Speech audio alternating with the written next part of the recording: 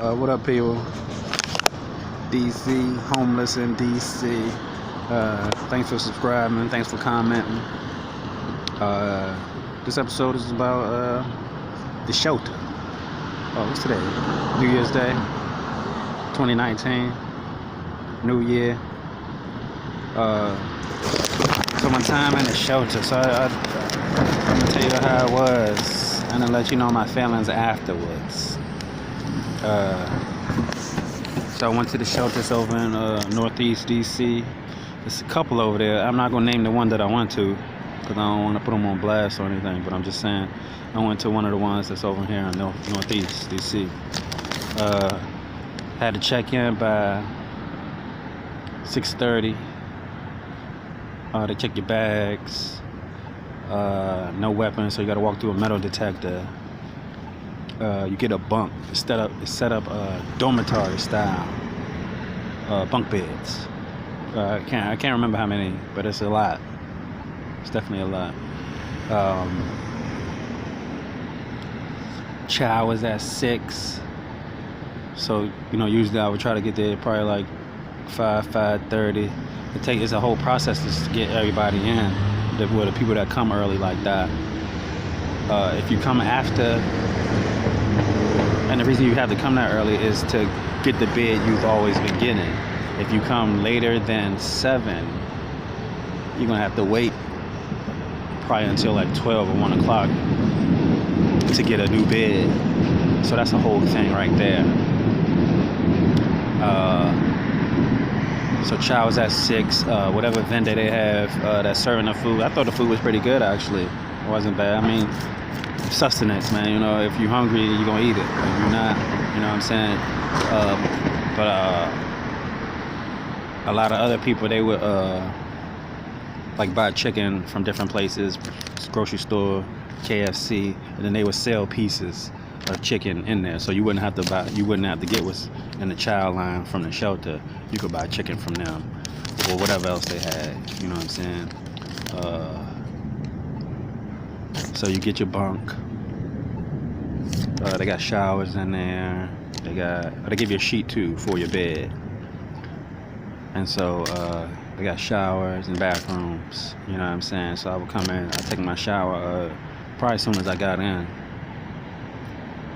and then go to chow, stand on the chow line, get something to eat, and then come back and be in my bunk. So I'm back in my bunk probably like 7. Like lights out at 10 during the week, lights out at 11 Fridays and Saturdays. Again, I got to go back into the people that are homeless, the people that are in the shelter. So let's start with addicts. Definitely a lot of addicts in there. Mental illness. A lot of mental illness, and I say this, and you could see it better in a closed environment like this, because you're in there for a couple hours, for several hours with different people. So now you really get to see what homeless people look like, and the different type of homeless people. Because usually the people that's coming to the shelter, they want to be in the shelter, so they already know what the rules and regulations are. You know what I'm saying? Well, the majority of them, and so. The mental illness people that I ran into, and it's a couple guys, but I'm gonna just tell you about this one guy in particular, man. He would speak to everybody. You know what I'm saying? Looking at him, he looked like a regular guy, and so he would speak. He'd be like, "What's up?" And the thing in there was like, "What's up, soldier? What's up, soldier?" Everybody would say that to each other. "What's up, soldier? What's up, soldier?" And so speak to that dude. "Hey, what's good? How you?" And he'd talk to you regularly. He'd be like, "Hey, what's going on?" And then like he would walk away from you, and he'd probably get like 3 steps away. He would start talking like in a different voice, but he wasn't talking to you. He was talking to himself. It just blew my mind. And so I had to watch him like a couple days, because I was like, "Yo, it's really out there." And I couldn't tell if he was having like whole conversations, but you could tell it was a different voice, because it was more gravellier than his voice. It would be like more raspy, because his voice was more like this. But then, you know, when that other person started talking, you could just hear the difference. And you might hear him talk about a girl. Yeah, that girl, woody woobo, that girl did this. And then you would hear the other voice. It was just, wow, it was wow. It was just wild to me. And so what did I say? Addicts, felons, or if you did any time in jail, the shelter is definitely set up for you because you're used to it. It's almost like you being back. You just get to leave during the day. You know what I'm saying? So they had no problem adjusting. They definitely was in there. Some military vets. I was surprised about that. PTSD.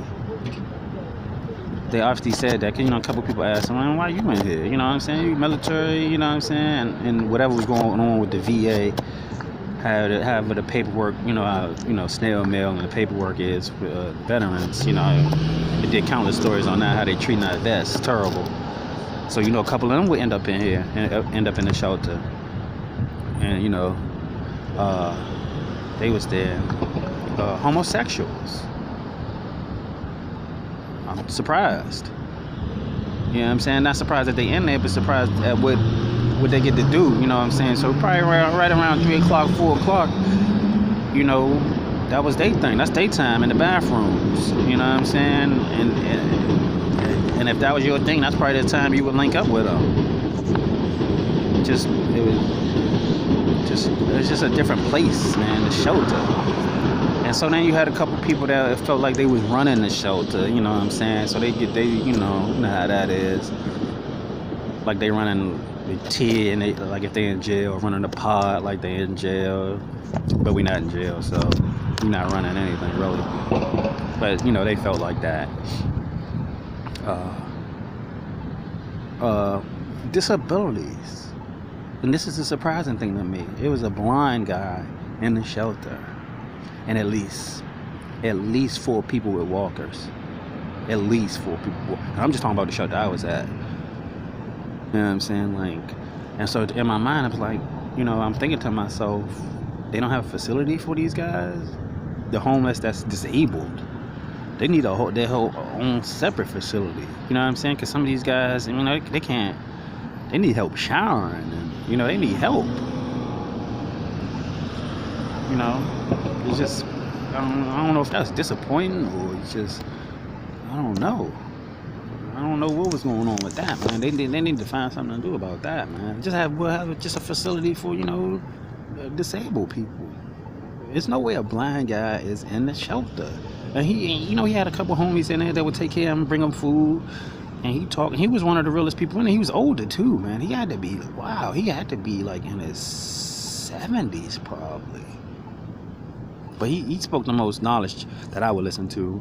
You know what I'm saying? Like, he really was kicking knowledge. He was really talking about some things about, you know, how these people, you know, and that's another thing about being in a shelter, man. There's no privacy. There's no nothing, man. It just, the noises, the snoring, yo, oh my goodness, man. And I'm gonna get in that in the later part of this video, how much I did not like being in a shelter. So that now I understand why people out here on the street, they choosing to be out here on the street. But I'm gonna run down that list when I get there. So I already went through the felons, the mental illness. Oh yeah, and some had jobs. So some of the people that, I'm looking at my notes. So some of the people that did have bunks, they had jobs. And so maybe some of them were just getting out, so they were laborers. You know what I'm saying? They just still had a job. You know what I'm saying? I'm not dismissing that they didn't have a job, but I'm just letting you know what kind of job they had. Some of them were laborers. Some of them were straight panhandlers. That's their job. They had a spot they would go to, and they would straight panhandle. And so that's how they made their money. You know what I'm saying? And then I already go over the addicts. You know what I'm saying? The crackheads. I thought crack went away. Nah, they still out here. They're definitely still out here. And that dog food, that's that dope. Yeah, they out here. That K2 is heavy. They was in there too. You know what I'm saying? And you could tell, because Fridays, it would be lit on Fridays. You could just tell it was a different type of energy on Fridays. You could just tell. You know what I'm saying? And also, everybody wouldn't come back on Fridays. You know what I'm saying? It'd be a couple bunks mess. You know, I done seen these people for like 2 weeks. steady every day, you know what I'm saying? Because, it's a rhythm to it. And that's another thing that I didn't like. Okay, let me back at my notes. Child, I see lights out at 10. Did I say that? And then, yeah. And then on the weekend it's 11. No weapons. Oh yeah, your hygiene. You definitely cannot come in there and think you're gonna go to sleep and you stink. They will give you the hardest time. I'm talking about other people that live there. They will give you the hardest. They will lean on you, actually. They will lean on you to get in that water. They would say, it's no alligators in there, it's no crocodiles. You need to get in that water. So that always made me laugh, because it would be some guys that came through off the street. It's obvious they was on the street, because they would smell like, they ain't been in the water in years. But, they would lean on you so hard, they would make you get in there. Get in the water. Or if not, you're going to leave. Because you don't want to keep hearing all that, man. They would lean on you. And it's obvious that, a lot of these people knew each other. You hear some people being like, I've been in this shelter for like 10 years. And then you hear somebody else say, well, you bragging about that? And I would say that to myself, like, 10 years? There's no way. And I'm no judge or nothing, but there's no way. I hate it. And let's get into what I didn't like. I hated being in a shelter. I hated it. I hated turning myself in at sick, because that's what it felt like. I was turning myself in for like a crime, like I was going to jail. I'm walking through a metal detector. I gotta check my bed, and I'm not saying my name. I'm just saying my bed number. It just felt like jail. So security in there, but they really not security. So like if you was to get in a rumble or something, they would just let you rumble out, and then call the police, and you might catch a charge. So that was the whole thing, and they come kick you out of the shelter, so you couldn't be there no more either. So a lot of people, there's a lot of faking, a lot of selling wolf tickets, rah, but they never get in the, get busy with each other, because they ain't want to get kicked out for real. All people from all walks of life, well, not walks, but all, different races, you know what I'm saying? A couple of my Hispanic brothers, the black brothers in there, a couple white guys that come through, well, a couple white guys that were there.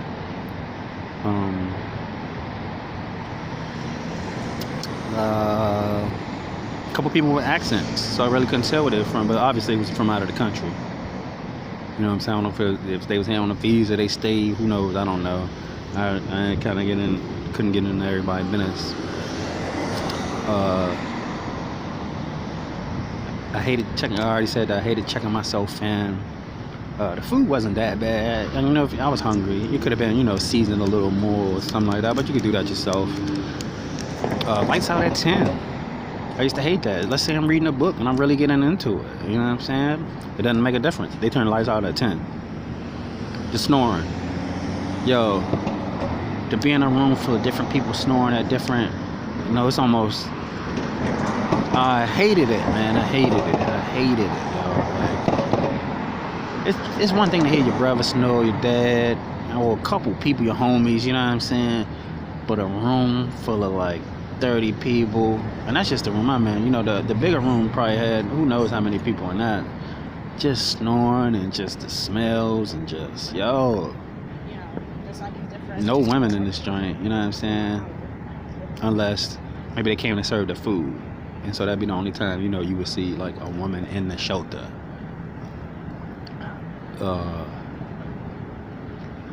What else? You would hear a couple people like having like plans.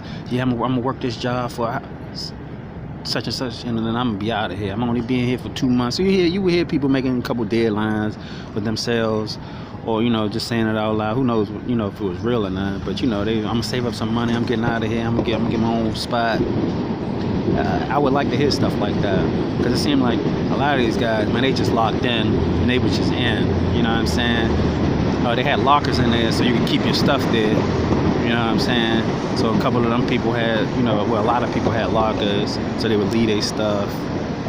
I would take my stuff with me every day, because I it was temporary, man. I was not staying here. I was not. I did not. I don't want to be here. And let's talk about your bunkmate. You know, your bunkie under you or above you. So I'm on the top bunk. I had a bunkie underneath me, man. And whenever he got up to go to the bathroom, man, he would just shake the bed, yo. Wake me up out of a cold sleep. You know what I'm saying? I'm knocked out. He would wake me up, man. I would be so fired up. So now, when he getting back in the bed. How you doing? Hello. Did you eat today? Yes, I did. Okay, you want a bag? Yes, please. Okay. Hey, thank you. You're welcome. Thank you. Happy holidays. Thank Happy you. New Year, okay? Hold on, I'm doing a vlog on YouTube called DC Homeless. Oh, really? Yes, I'm doing a shelter, not versus the street, but shelter or Water Street. And I just want to know why you guys gave me a lunch. Well, we saw you over here charging your phone. Yes. And I figured that, you know, your situation. So, I mean, we're out today just handing out food. Why? What's making you do that? We're just doing it because we're blessed to be able to get back. I love it. Thank you so much. Y'all some real ones. You know what I'm saying? Wakanda forever. All right, you know Wakanda what I'm saying? forever. You know that? Have a good one, Yeah. And seeing I was running into nice people like that, man, that was awesome. How they just saw me and they just came over and they just gave me something to eat, man. And that's the thing about being on the street, man. You would meet more empathetic people. You know what I'm saying? That's just nice, just nice people. They didn't have to do that. She didn't have to spend her money. You know, she got kids. She can spend her money on her kids, man. But they chose to put that thing in a bag and bring it out here and drive out here. And to everybody that ever gave me anything, man, thank you, man. I really appreciate it. I don't know if these other people do, but I do. You know what I'm saying? And again, let's go back into the shelter. You wouldn't be able to receive, this type of, like, interaction with them, because in there it's almost like jail again. So it's not like a whole lot of niceness going on. Everybody out for themselves. People are stealing. They're stealing in the shelter. You know what I'm saying? They taking, whatever they gonna take. If you leave it out, somebody gonna get it. Straight like that. Don't leave nothing out. What else did I hate? What else did I like? The traffic, the foot traffic, man. It would be people, and some of these are the mental illness people too, man. But it would be people walking all night long, back and forth to the bathroom, back and just like almost doing laps. And so I don't know if it was whatever they on or whatever they doing, but they would just be walking back and forth, yo. And so your spidey sense kind of up, because there's like, man, I'm in a kind of a new environment. You know what I'm saying? I used to be in this journey, so it would kind of wake me out of my sleep sometimes. Like, yo, who the fuck? I mean, who keep walking back and forth? Excuse my language. Who keep walking back and forth? But I will say, a lot of the pros is, man, it's warm and it's a bed. You cannot beat that. You cannot beat being warm and sleeping in a bed. You cannot beat it. You know what I'm saying? Refreshing. And so then they kick you out 6. But some people, they gotta catch them early buses to get to their job. Some of them work sites, they start at like 7. They start at like 6. When the sun is coming up. So they might be up at 5. You know what I'm saying? Making all the noise. They almost waking up the whole spot with some of the driest conversations you ever heard. Like, get ready and get out, man. Why is she waking everybody up, man? I wanted to say that so many times, but I bit my tongue, because I ain't looking for no trouble for real. And what else? Like dating somebody or meeting somebody. So let's just say, for instance, I would meet it. Like just say I'm hanging out with some homies or hanging out with a girl. I would have to stop what I'm doing, make it all the way over to the shelter, check in so I can get my bed and stay. Because there's no reason to try to come back out and meet up with them at like 8 or 9 for a couple hours and then come back at 12, try to get some sleep, and because then I gotta be back up at like 5 something to get kicked out at 6. So it's just a whole thing. Let's just say you lucky enough to get a date. You know what I'm saying? I mean, what are you gonna do? And that's the part I'm reading in the show, that now out on the street there's no curfew. There's no nothing, you know what I'm saying? it's just so different. You know what I'm saying? So now I understand why a lot of people are, are on the street and not in the shelter. It's just a lot of rules in the shelter. You know what I'm saying? You gotta be here, you gotta do this, and then we're gonna kick you out. You know what I'm saying? But it's a lot of people that's comfortable with that. And you could tell they've been here, they know each other. You know what I'm saying? There was definitely a lot of hustles going on. You know, they selling stuff to each other, they panhandling, they selling stuff out on the street. You know what I'm saying? A couple of them, they work for the eviction people. You know, you just hear different stuff, different conversations, different stories going on. I did not like it. I actually hated it. I would look, I'm on the top bunk and I would look at the ceiling every night and be like, I hate it here. I hate it here. You know what I'm saying? I never been in jail. I don't want to go to jail, but this is probably the closest thing to jail that I ever been to. You know what I'm saying? It really felt like, I watched enough movies, I watched enough, documentaries on jail. Yo, this was it, yo. Like, check yourself into the dorm, get your bunk. It's on. You know what I'm saying? It's on from there. I never had no problems with nobody or nothing. I would just be quiet, man. I'd read my book, play on the phone. I had a bunk buddy. We would talk a little bit. A young dude in there, but it sounded like he had a good plan going. He just started being a laborer. He had been in for like an armed robbery. He was happy to be out. You know what I'm saying? From Southeast, so he's happy to be out. So he would go see his folks during the day. You know what I'm saying? Do whatever. Well, he would start working once he started working. But before that, he would go see his folks or whoever he hung out with. But then once he started working, he locked in on that, and he was just like, I'm gonna save my money, and I'm gonna be out by my birthday. And I think he was saying like his birthday is in February.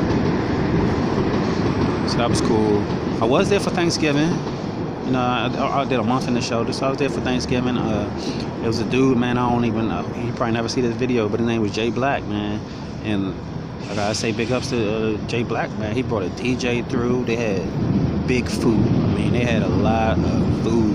Chicken, just all the turkey, all the dressing, all that Thanksgiving stuff. And it was just cool to get like a good meal, like a full meal. And I want to say that because usually during the regular time, every day, you might get a plate, but it's not gonna fill you up. They not, because they gotta feed so many people. They gotta make sure it's enough for everybody. They don't fill your plate, and then they say you can come get seconds at 7 o'clock.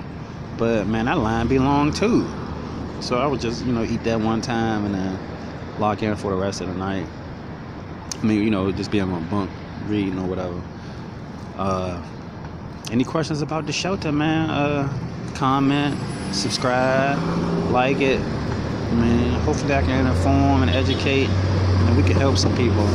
Or maybe we can even change some stuff, man. Thanks again for watching, and just comment, subscribe, man. I need it.